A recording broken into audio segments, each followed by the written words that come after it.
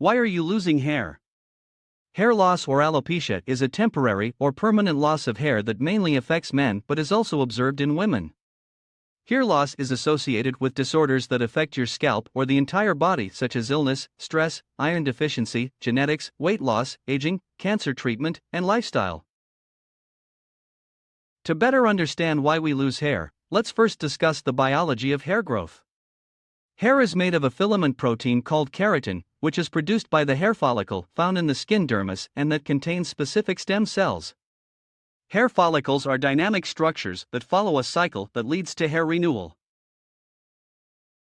This cycle follows a sequence of rapid growth, known as anagen, regression, known as catagen, and resting periods, known as telogen, of about 100 days. Following this sequence, older cells in the follicles are pushed upward to the surface of the skin and replaced by new cells. Although without noticing a difference, we lose about 50 to 100 hairs per day. What causes hair loss? 1. Illness and hair loss. Telogen effluvium is a condition associated with an excessive resting period of the hair renewal process, which is related to the telogen phase of the hair growth cycle. Telogen effluvium is caused by many conditions such as surgery, stress, thyroid disorders, iron deficiency, physical injury, change in diet, weight loss, and hormonal changes.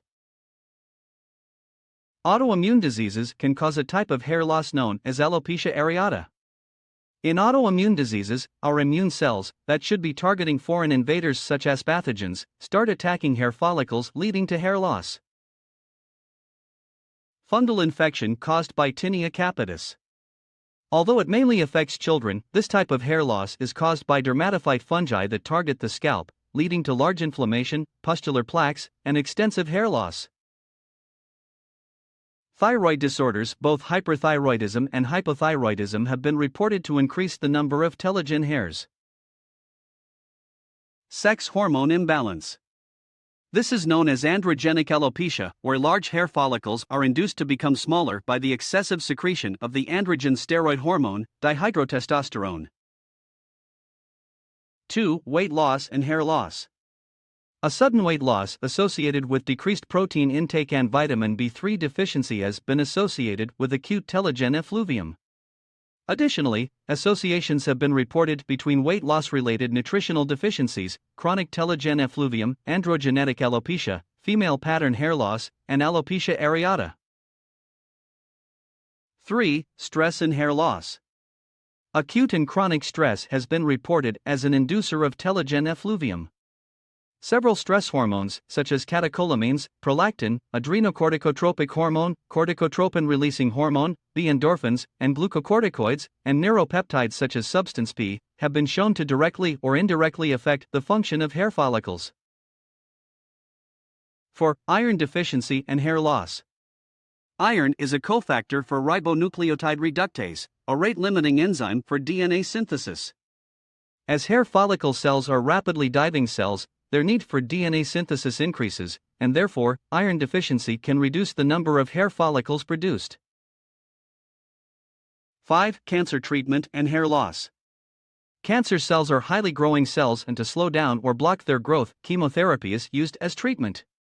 Chemotherapeutic compounds intercalate between the DNA of cancer cells, which slow down their growth or trigger their cell death. However, as hair follicle cells are also highly growing cells, chemotherapy may also affect their growth. 6. Genetics and hair loss. An association between genetic variability of the androgen receptor, a genetic predisposition for androgenic alopecia and male pattern baldness, has been reported. Analysis of the AR locus, which is the gene position on chromosome X, found that polyglycine encoding GGN repeat is likely responsible. What are the symptoms of hair loss?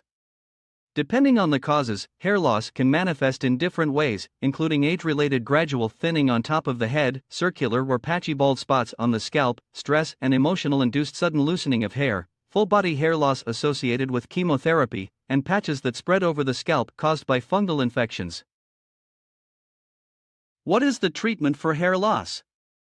Most treatments for hair loss are associated with the determination of the underlying causes. However, some require changes in lifestyle, while others involve medications. For lifestyle changes, it is essential to reduce stress if the hair loss has stress-related origins. If on the diet for weight loss, it is essential to choose a diet that have enough proteins, vitamins, and iron. Hair loss should stop following the end of the chemotherapy. In cases where the hair loss is permanent, example surgery or physical injury, life would be much easier if you accept your appearance and live with it. For genetic causes of hair loss, such as androgenic alopecia and male pattern baldness, a hair lotion containing minoxidil is used. Male pattern baldness is treated with finasteride. Other treatment for hair loss involves injection or skin application of steroids, artificial hair transplant, and hair transplant. In conclusion, although most hair loss is temporary, losing hair can be extremely stressful as it is part of who we are and how we look. Most cases of hair loss can be treated, however, other therapeutic approaches exist and are being developed for permanent hair loss. If you enjoyed the video, please like, subscribe, and share for more videos like this.